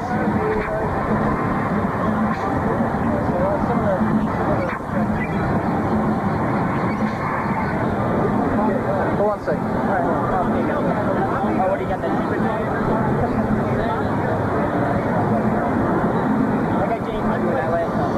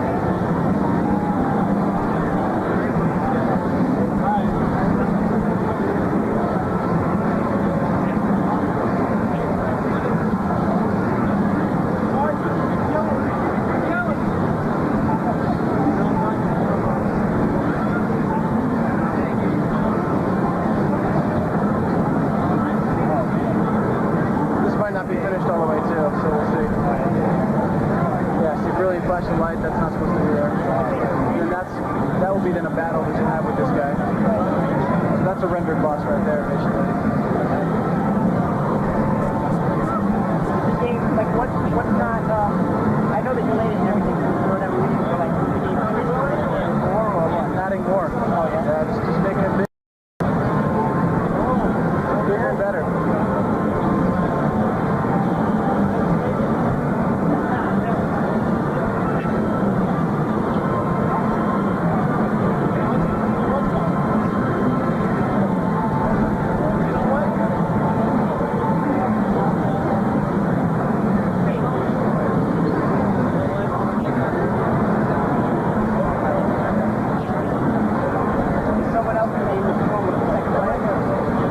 No, it's a one-player game, but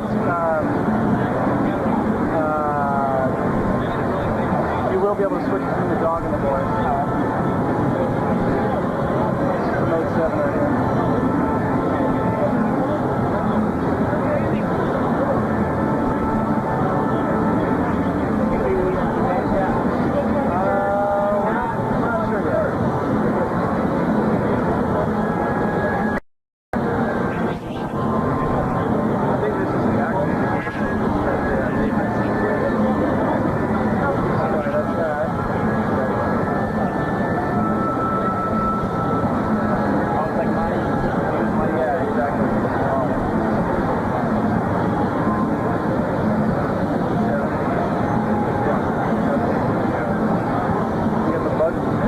Boss was right there, inside the little bug.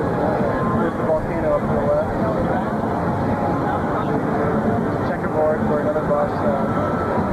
So it's like, it's really, you know, the map is a lot more creative than some of the like Mana and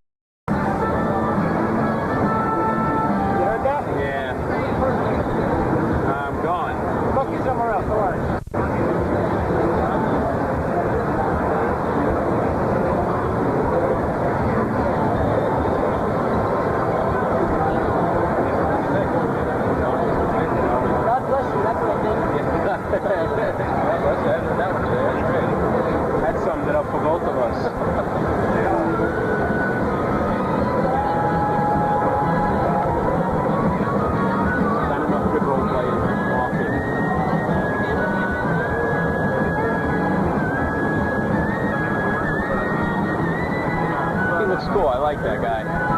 So he's a little bit more player. But that's my suggestion.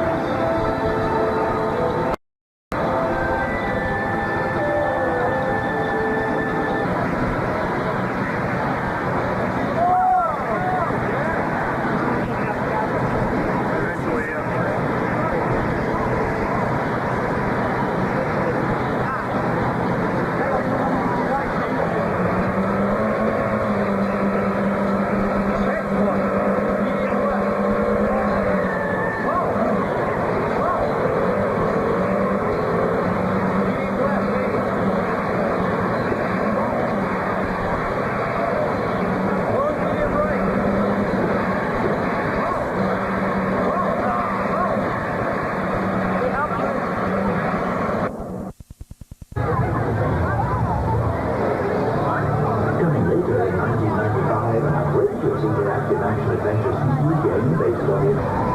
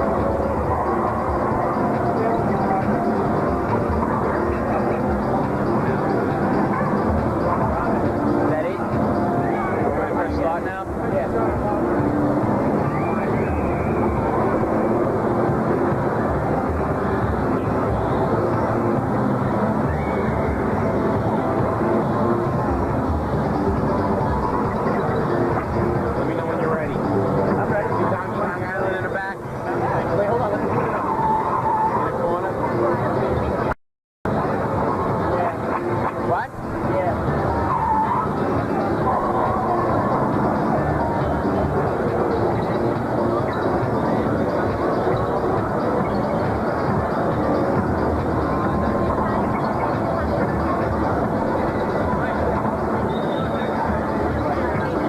Wow, this is only 20% done.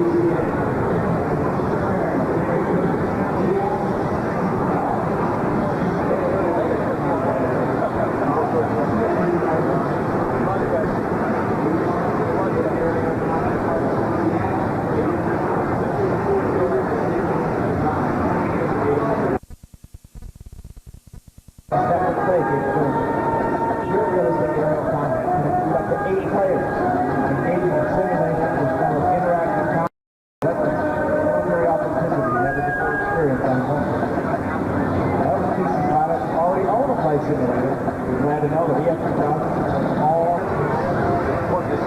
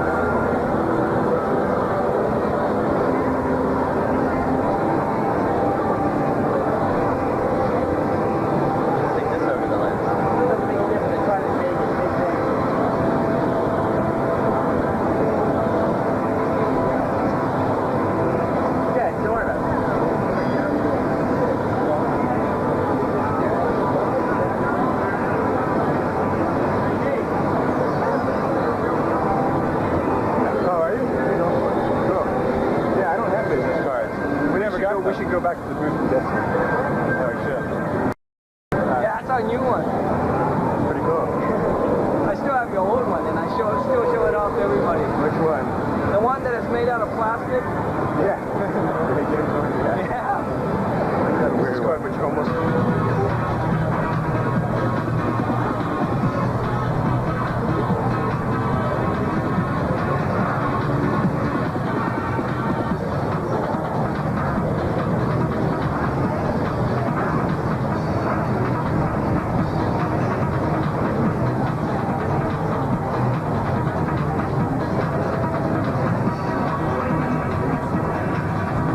Okay, now you got your little vessel.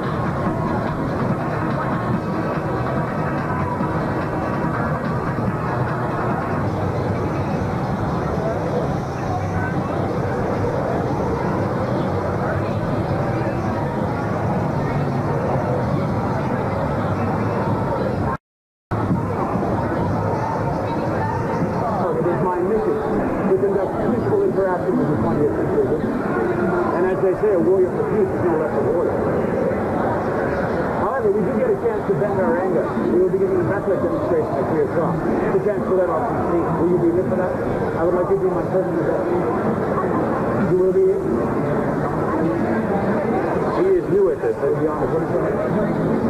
Ray? Come on. Are you learning all that you can learn? Simulate another. Judge Rico executed 9 years ago. I got that.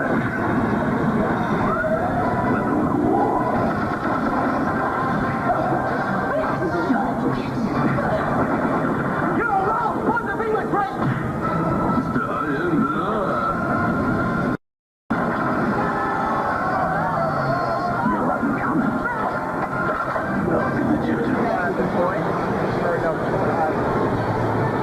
Yes, it's a good boy. Over to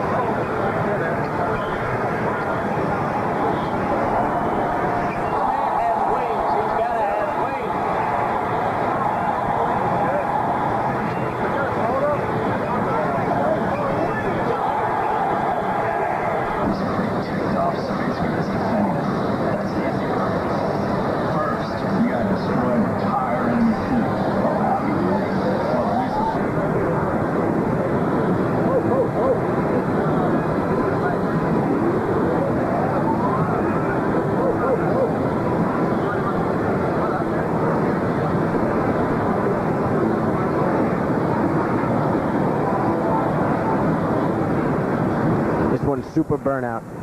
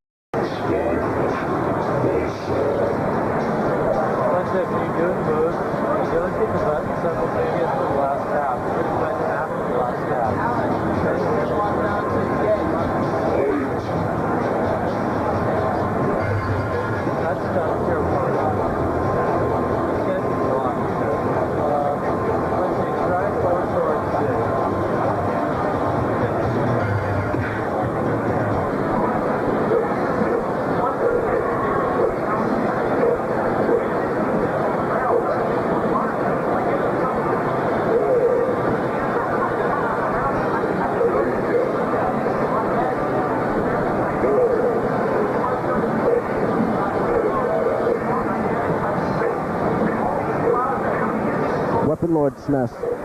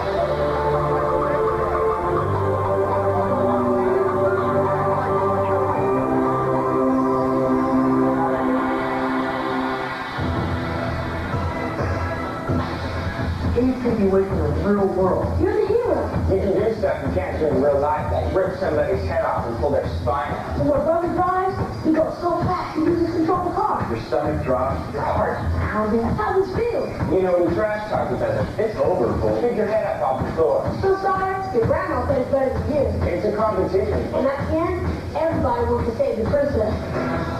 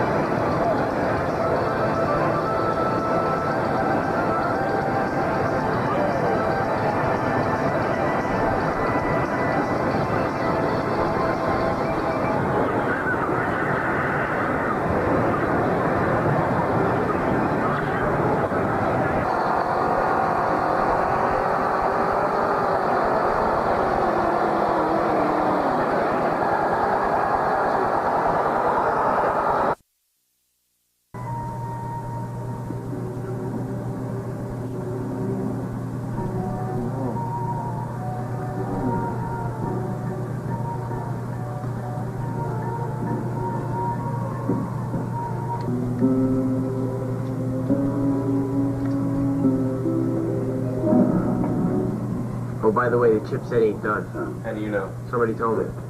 Who told you? I don't remember. Somebody told me that they talked to some Silicon Graphics and they said that it's not done yet, but it'll be done by April. But that's just what they said.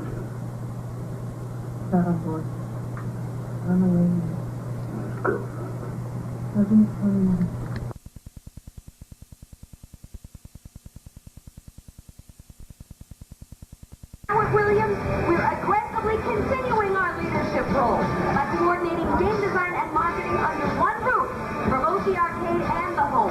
At the forefront of these new games is the colossal continuation of the Mortal Kombat series. Mortal Kombat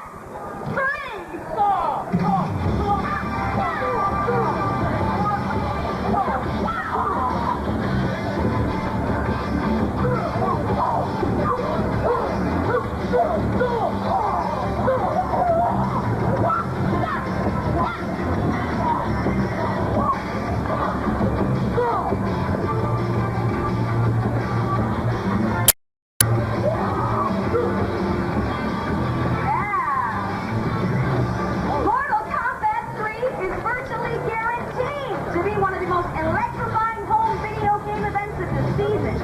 And to make sure that this mega event is also a mega success for retailers, Williams is backing up this product release with the most comprehensive, fully integrated marketing program in the industry's history.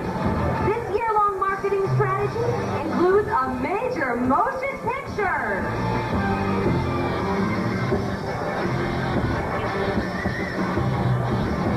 And there are also plans for a new syndicated animated cartoon series. Live tours, Mortal Kombat, the book, and licensed products, including action figures from Hasbro. You see, Sean, at Williams Entertainment, we know that the name of the game is sales. And to make this happen, Williams consistently maintains its position as the big name in game marketing. At Williams, we back up all our titles with our surrounding marketing strategy that hits gamers wherever they go, repeatedly. This strategy includes TV, magazine, radio, theater, arcade, and newspaper advertising, in-store promotions, major motion picture tie-ins, and reviews and articles in leading gamer publications. And it's a strategy that, when combined with our thrilling titles, has continuously produced phenomenal retail success.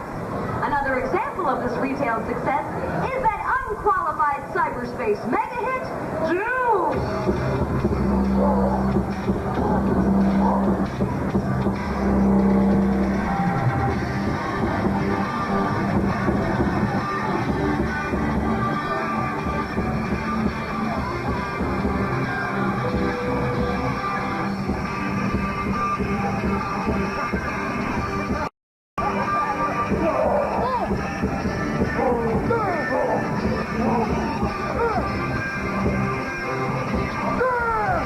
Wow.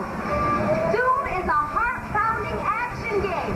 Part horror, part science fiction, part nightmare. And it's the most successful search and destroy game in PC history. This thrilling hit is a featured debut game on both the Can't Wait for Sony PSX and the Super Nintendo Entertainment System. And in addition to the new 64-bit game platform, another area that's booming large in the future is the PC game market. And when it comes to PC-based games, once again, you'll find that Williams Entertainment is the name in big games. In addition to intense action games like Mortal Kombat 3, our PC titles include entertainment for the entire family, with titles like Super Carts and Island Casino. And now, we've entered into an alliance with GT Interactive Software that will make even more of what these cartridge titles available for the PC game market. But now, to complete the big game picture, Williams is continuing to generate excitement in the handheld market with the handheld version of Mortal Kombat 3. So, from arcade to cartridge to PC to handheld, over the last few minutes, you've seen what makes Williams Entertainment the name in big games. And you've also gotten a glimpse of some of the coming season's hottest home video games. Titles like Mortal Kombat 3 and Doom, that consumers will be fighting to get during the coming season. Because as we all know, retail is a constant battle. But now you have the power to succeed in the home video game market with hot tie-ups and heavy marketing support from Williams.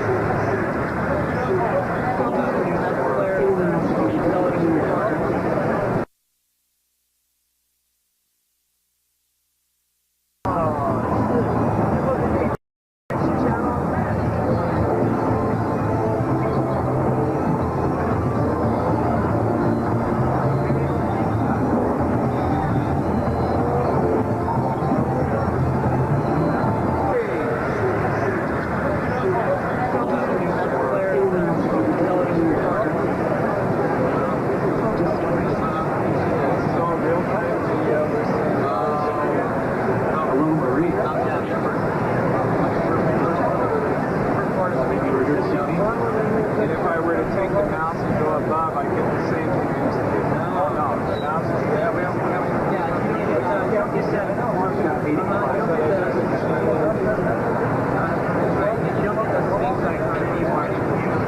All right, John, it's only blue.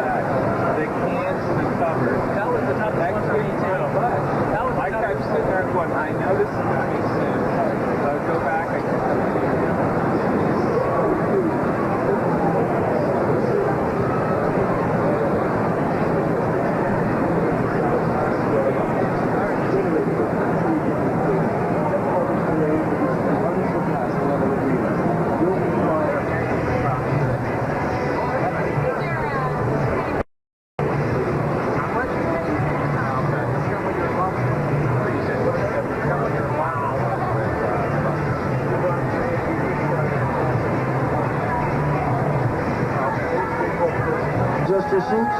There's a handle on the front of your seat. Lift your handle and move your seat forward or back. There are 4 VR buttons on the left side of your steering column. You may use those at any time to change your views. Start your engine.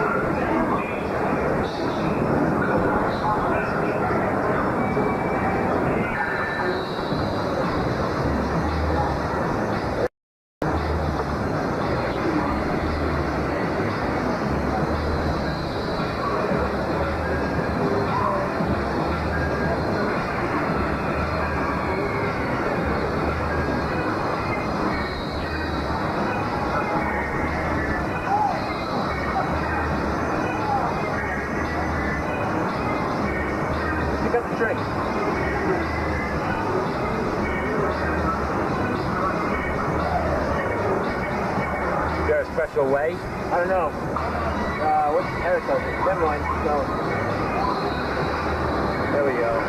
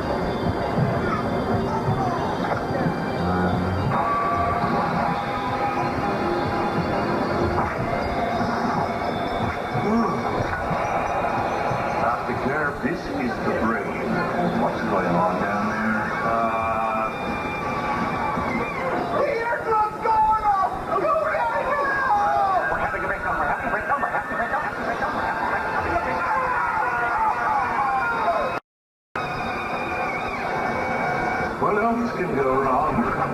Surgeon Synapse on line 2. It's the sphincter. What is going on upstairs? Sick Captain. Welcome to the theater of the eye. How long is this beginning? Real sports. Keep it down. Real facts. I'll take care, Peter. I am gonna need some help. Real pain. There you go. Brother. Welcome to the theater of the eye. 500,000 polygons a second. That.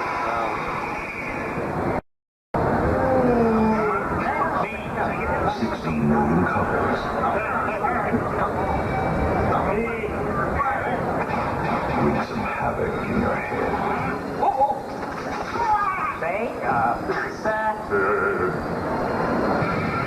Now you may return to the road as you left. Don't zoom at all.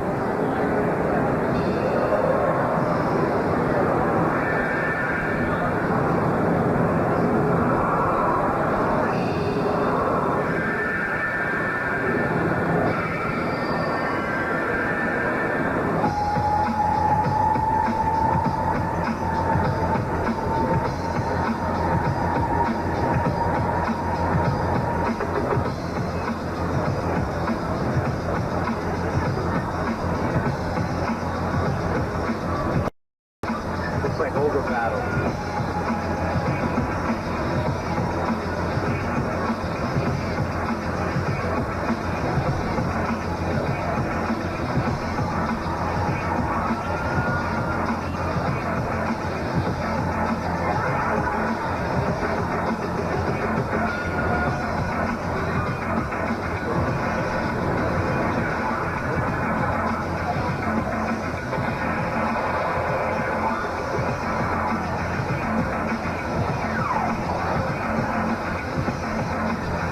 Hate that now with GS on it. I am. How do you start? I don't know. Put his name? Or go on a picture?